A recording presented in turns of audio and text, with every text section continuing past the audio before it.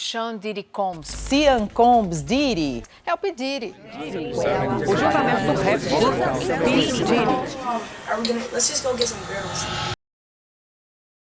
I told you can't trust these niggas. Now Puffy done killed Tupac, man. Maybe I said my Puffy because he got Tupac killed. Do you think that people really know you? No, people don't really know me, and that's by design. Who is this person, the Sean Combs, that we don't know? We have yet to find out. You have to come along for the ride. You gotta see this movie all the way through, baby. Believe me, I got an action-packed ending for you. With me, I drop $1 million on your head. Race you and your whole family.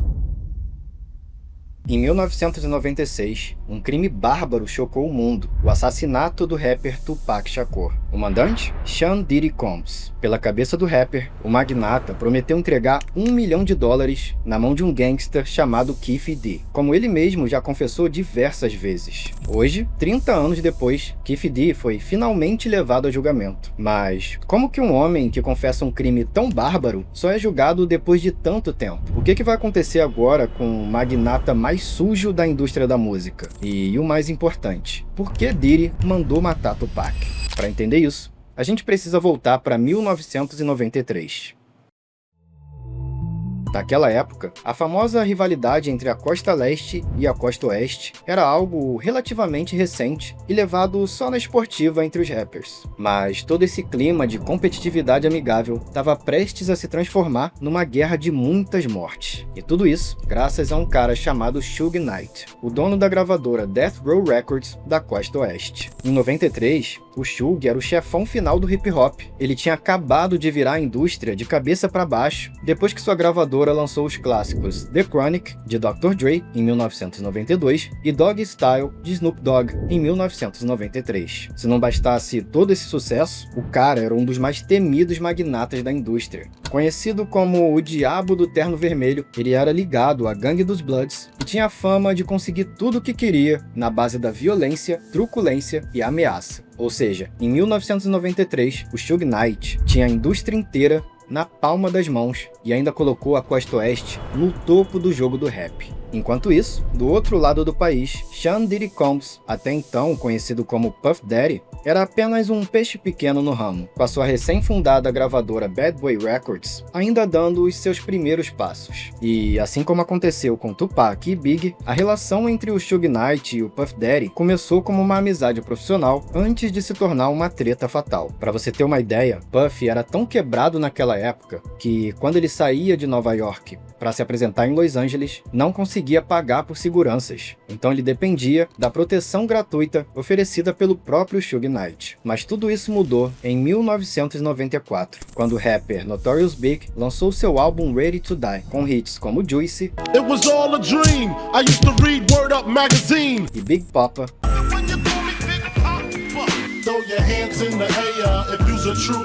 O álbum colocou a Bad Boy Records, gravadora de Diddy e, portanto, toda a Costa Leste, de volta no topo do hip hop, desbancando totalmente as vendas da Death Row. A partir daí, Suge já não via mais Diddy como um aprendiz, e sim como uma competição. Para piorar a situação, Diddy passou a cobrar dinheiro de Suge para que Big se apresentasse em eventos promovidos pela Death Row. Diante disso, Suge se sentiu desrespeitado, já que ele tinha ajudado Puff gratuitamente lá no início. Foi no meio desse clima que Suge Knight começou a planejar uma retaliação, a criação da Death Row East, uma filial da sua gravadora em Nova York, para tentar roubar possíveis talentos do R&B e do hip hop antes que Puff os levasse para Bad Boy. Mas antes mesmo de executar esse plano, a oportunidade perfeita surgiu para Suge, e ela veio através de uma tragédia. No dia 30 de novembro de 1994, o rapper Tupac Shakur, um dos nomes mais promissores do rap da Costa Oeste, sofreu uma emboscada e foi baleado num estúdio em Nova York. A gente já contou o motivo e as mentes por trás desse incidente no vídeo de Decifrando Hit 'Em Up, que eu vou deixar aqui na descrição. Mas, por enquanto, apenas lembre do nome do principal orquestrador da emboscada, Jimmy Henchman. Ele vai ser muito importante mais pra frente. O fato é que, apesar do Tupac ter sobrevivido a esse atentado, ele passou a desconfiar que os seus Até então, amigos, The Notorious Big e Puff Daddy estavam por trás de tudo, já que ambos estavam no prédio do estúdio e agiram estranho quando viram um rapper ensanguentado. Para piorar a situação, Tupac foi acusado injustamente de estupro e preso logo em seguida, algo que ele também atribuiu a uma traição de amigos que ele conheceu em Nova York, passando a ficar paranoico e enfurecido com todos daquela cidade. Foi nesse cenário que o Suge Knight viu a oportunidade perfeita para sua gravadora, um rapper da Costa Oeste, extremamente talentoso e promissor, que odiava o Puff Daddy e que estava com sangue nos olhos, pronto para destruir o legado de Notorious Big. A receita do caos estava pronta. O Suge só precisava acender o fósforo, e foi exatamente isso que ele fez. No dia 3 de agosto de 1995, durante uma premiação na The Source Awards em Nova York, Suge Knight subiu no palco e disparou as palavras que dariam início à guerra mais fatal do hip hop. Any artists out there want to be an artist and want to stay a star and don't want to have to worry about the executive producer trying to be all in the videos, all on the record, dancing, come to Death Row.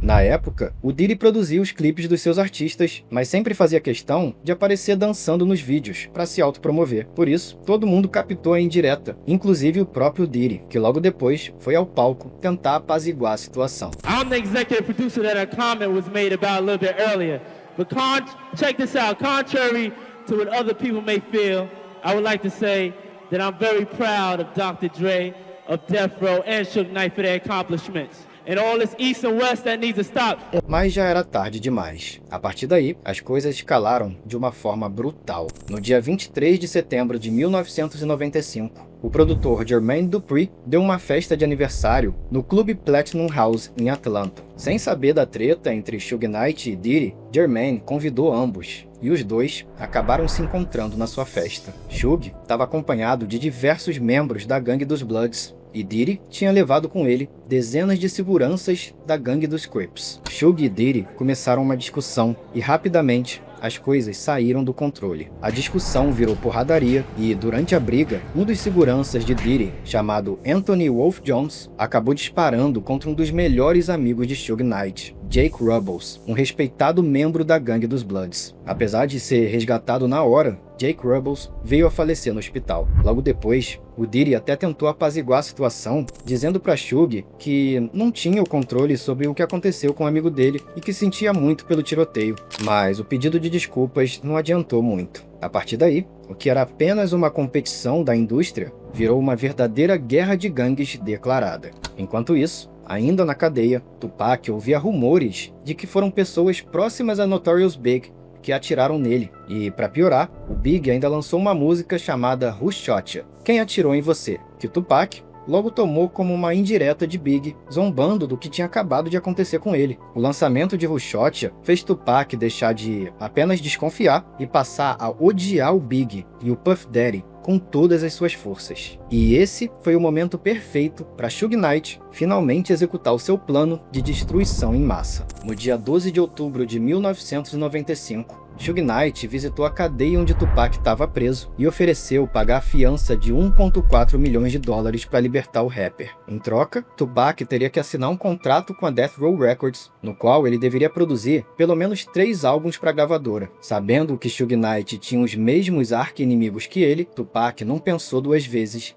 e assinou o contrato. Tupac saiu da cadeia, foi direto para o estúdio da Death Row e a primeira música que ele gravou lá já trazia sérios ataques e ameaças de morte a Notorious Big e Puff Daddy. Ambitions as a Rider.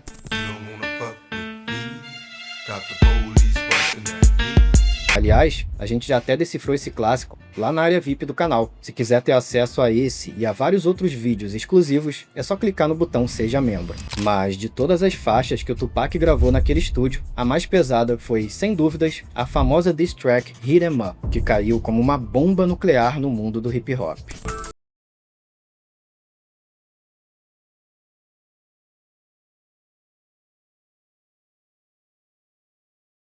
Para os envolvidos, estava bem claro que, na próxima vez que a Bad Boy e a Death Row se encontrassem, alguém sairia morto. O Diddy sabia muito bem disso, e percebeu que seria perigoso demais viajar para Los Angeles. Mas evitar a costa oeste não era uma opção viável. Deixar de fazer shows por lá significava jogar dinheiro fora, e dinheiro era tudo na mente do Diddy. O grande obstáculo era o exército de Suge Knight, que sempre contava com pelo menos 50 a 100 membros da gangue dos Bloods. Diddy entendeu que a única forma de se proteger era contando com o apoio massivo da gangue rival, os Crips. Foi nesse momento que ele entrou em contato com um antigo amigo chamado Duane Davis, mais conhecido como Keefe D, um dos gangsters mais ricos e respeitados da Southside Crips em Los Angeles. O motivo pelo qual a gente sabe disso hoje é porque o próprio Keefe D contou toda essa história no seu livro Compton Street Legends, lançado em 2019, e que inclusive serviu como prova para a polícia prender ele em 2023. No livro, Keefe D relata que conheceu o Diddy no início dos anos 90, quando o Diddy ainda nem tinha criado a Bad Boy Records. Com o tempo, Keefe D e Diddy se aproximaram tanto, a ponto do Keefe emprestar o seu Chevrolet Impala 64 para o Diddy gravar um clipe do Usher em 1994.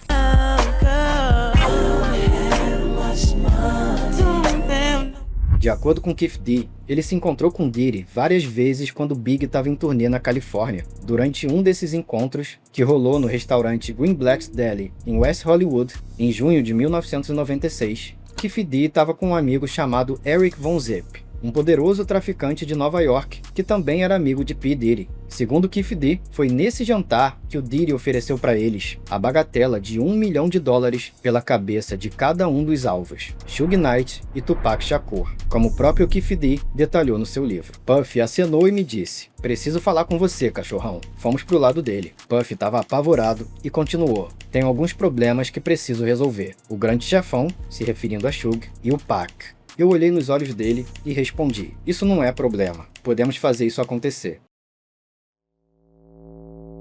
Apenas um mês depois, uma nova briga aconteceu no shopping Lakewood, na Califórnia. Um dos seguranças da Death Row e membro da gangue dos Bloods, chamado Trevon Lane, estava por lá e se deparou com diversos membros da Southside Crips. Depois de uma discussão, eles começaram a brigar e, durante o confronto, conseguiram roubar o medalhão de ouro da Death Row do segurança. Trevon Lane reconheceu o rosto de um dos Crips. Era Orlando Anderson, o sobrinho de Keefe D. A partir daí, as coisas ficaram ainda piores. Chegamos no dia 7 de setembro de 1996. Nesse dia, Tupac e Suge Knight foram ao Hotel MGM em Las Vegas assistir a luta do Mike Tyson contra Bruce Seldon. Percebendo a oportunidade, Keefe D, seus parceiros da Southside Crips e Eric Von Zip foram juntos. Depois da luta, já na saída do hotel MGM Grand, Trevon Lane reconheceu Orlando Anderson como um dos caras que o atacaram no shopping e foi avisar a galera da Death Row. Foi aí que Tupac, junto com Suge Knight, partiram com tudo pra cima de Orlando Anderson e o espancaram na frente das câmeras e de todo mundo.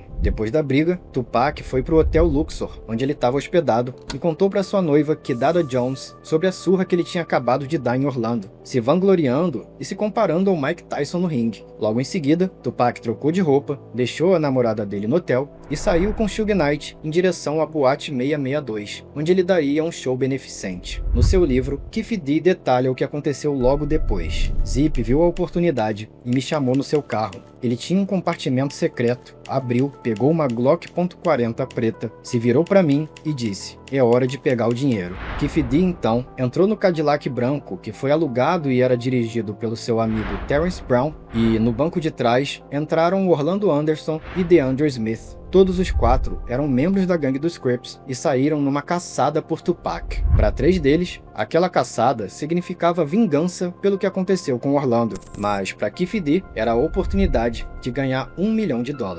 Por volta de 11h15 da noite, eles emparelharam um Cadillac ao lado da BMW preta, onde estava Suge Knight no volante e Tupac no banco do carona. Sem ângulo para atirar, Keefe D passa a arma para DeAndre Smith, que fica com medo de disparar, e entrega a arma para Orlando Anderson, que dispara 13 vezes contra a BMW. Suge Knight foi apenas atingido de raspão, mas Tupac foi acertado 4 vezes, com uma das balas perfurando seu pulmão direito. E depois de 6 dias lutando pela vida no hospital, Tupac Shakur, aos 25 anos de idade, veio a falecer. Depois da morte do Tupac, Keefe D e Eric Von Zip entenderam que tinham direito ao pagamento de pelo menos metade do combinado, já que um dos alvos foi eliminado. Mas não foi bem assim que as coisas aconteceram em seguida, como contou o próprio Kef D no podcast Vlad TV. You guys never got any money? Never. For anything? Nothing. Not even a pair of Sean John drawers. You know what I'm saying? That's crazy. It seemed like Puff do that though. He seemed like every time some bad shit go around here, it look like it's some shit on the grass. He don't step around that shit. He get away from that boy. Segundo Kef D, ele se encontrou com Zip várias vezes depois, perguntando se Diddy já tinha feito o pagamento. E Zip sempre dizia que não. A partir daí, Zip passou a evitar o Kef D, que começou a suspeitar do comportamento do amigo. Mas é aqui que as coisas ficam ainda mais bizarras. Numa entrevista em 2021, Gene Deal, ex-segurança do P. Diddy, revelou que chegou a ver o Zip com um cheque de $1 milhão no bolso. Zip had a check in his right back pocket, and that check was for $1 million.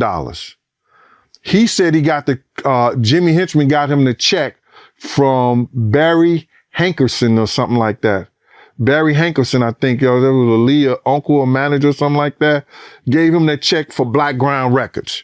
That's what he said. A Black Ground Records é uma gravadora fundada em 1993 pelo tio da cantora Alaya, Barry Hankerson, com o objetivo de lançar a sobrinha na carreira musical. Barry Hankerson era próximo do Diddy e a gravadora tinha como diretor artístico ninguém menos do que Jimmy Henchman, o homem que ordenou a emboscada contra Tupac em 1994. No qual o rapper tinha sido baleado antes de ser preso. Tá vendo como as coisas vão se conectando? Curiosamente, a Black Ground Records fechou um grande contrato de distribuição com a Atlantic Records em 1996, no mesmo ano que o Tupac morreu. E, geralmente, quando uma gravadora faz um contrato desse tipo, é normal que grandes investidores vendam as suas partes da empresa. Ou seja, Diddy conspirou com Jimmy Henchman e Barry Hankerson para dar para Zip uma porcentagem da Black Ground Records no valor de $1 milhão. Dessa forma, lavando o dinheiro que estava sujo com o sangue do Tupac. Em 1999, numa música com o cantor Black Rob, o Diddy chegou a zombar da situação, dizendo: Fuck with me, I drop $1 million on your head. Mexe comigo que eu coloco $1 milhão na sua cabeça. Apago você e sua família inteira. Nos anos seguintes, Kef D tentou por todos os meios entrar em contato com Diddy, mas o magnata já estava num patamar inalcançável na indústria da música. E o Zip desapareceu completamente do radar. Até que em 2008, Kef D foi preso por tráfico de drogas e a história finalmente teve uma reviravolta. Na época, a polícia de Los Angeles ainda estava investigando a morte do Notorious Big, que havia acontecido apenas um ano após a morte do Tupac, também em circunstâncias muito suspeitas. Como Kef D supostamente não tinha envolvimento na morte do Big, mas conhecia pessoas que poderiam ter, a polícia de Los Angeles ofereceu para ele um acordo especial chamado de Proffer Agreement. Nesse acordo, Kef D teria imunidade completa por um dia, onde ele seria interrogado e poderia falar tudo o que soubesse, delatando os outros e até a si mesmo, sem sofrer nenhuma consequência por isso. Em troca, ele poderia ser liberado da prisão. Indignado por ter sido traído por Zip, Kef D não pensou duas vezes em abandonar o código das ruas e revelou para o FBI todos os detalhes envolvendo Diddy e a morte de Tupac, que, indiretamente, se conectam com a morte de Big. Apesar da delação completa, a polícia não conseguiu encontrar evidências materiais o suficiente para concluir a investigação, e só a palavra de um criminoso não era o bastante para dificultar ainda mais a resolução do caso. Com o passar dos anos, o destino silenciou quase todos os envolvidos naquela fatídica noite, restando apenas um homem para contar a história. Orlando Anderson foi morto em 98 durante um tiroteio de gangues em Compton. DeAndre Smith faleceu em 2004 de problemas de saúde, embora existam rumores de envenenamento. O motorista do Cadillac, Terrence Brown, foi assassinado em 2015, num caso que ainda não foi resolvido. Até mesmo Eric Von Zip veio a falecer de um câncer em setembro de 2012. Em 2014, Kef D foi diagnosticado com câncer de cólon, acreditando estar diante de uma sentença de morte. E, precisando de dinheiro rápido para tratamento, ele decidiu quebrar o silêncio para lucrar com a sua história. Foi aí que o Kef D passou a frequentar diversos podcasts e programas de TV onde falava abertamente sobre seu envolvimento com Diddy e com a morte do Tupac, culminando no lançamento do seu livro Compton Street Legends em 2019. Diante das declarações públicas, o seu acordo de imunidade, feito lá em 2008, perdeu totalmente a validade, e isso levou à sua prisão em setembro de 2023, quase 30 anos depois do crime. We are here today to announce the arrest of 60-year-old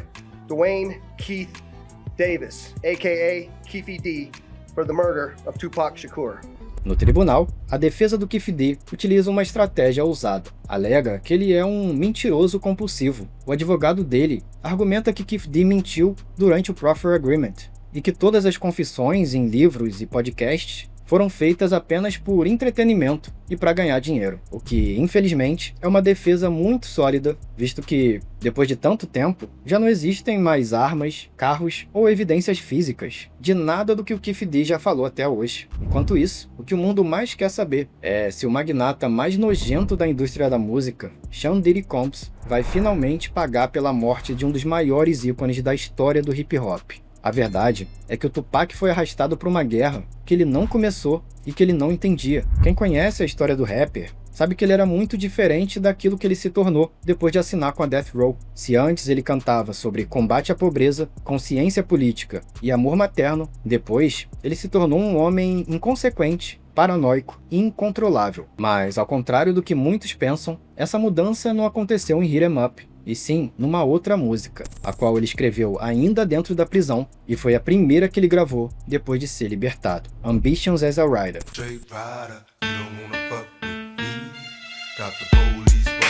A gente já decifrou esse clássico e muitos outros lá na área VIP do canal. Se quiser assistir, é só clicar nesse vídeo aqui em cima e se tornar um membro do Decifra Hits. Mas se você ainda não puder se tornar um membro, não tem problema. Pode dar uma conferida nessa playlist de histórias que envolvem o Diddy e toda a guerra entre o Tupac e o Big, que eu acho que você também vai curtir demais. Muito obrigado pela sua companhia e te espero no próximo vídeo.